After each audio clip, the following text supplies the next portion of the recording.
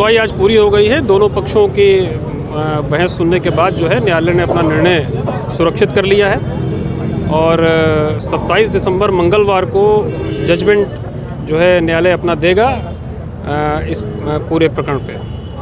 Sir, उसके अलावा कहा जा रहा था कि सरकार ने जो हलफनामा दाखिल किया उसके बाद बहस हुई, तो उसमें क्या कुछ रहा आरक्षण को लेकर? सरकार ने अपने हलफनामे में अपने एक्शन को डिफेंड किया कि जो हमने नोटिफिकेशन जारी किया है वो बिल्कुल सही तरीके से जारी किया है, लेकिन कोर्ट उनसे बहुत ज़्यादा सेटिस्फाइड नहीं थी। कोर्ट का कहना ये था कि जो आप ने ये पूरा आपने एक्सरसाइज करी है इसके लिए आपके पास कोई डेटा नहीं है और बगैर किसी डेटा के आप ये कैसे आप एक्सरसाइज को पूरी कर लिए।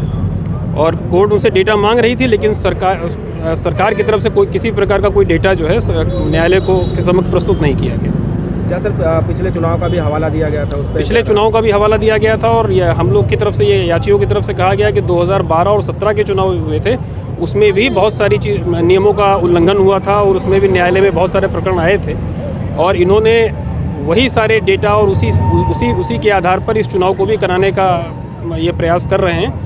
इसीलिए ये सारी एक्सरसाइज जो है ये गलत है और इसको इसीलिए न्यायालय में चुनौती दी गई थी। किसी आयोग के गठन की भी मांग की गई है सर?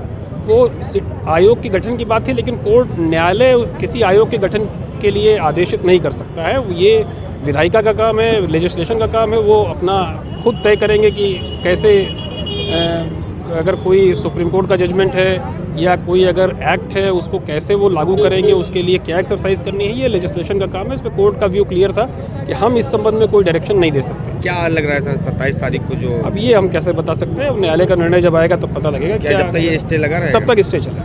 ठीक, थैंक यू।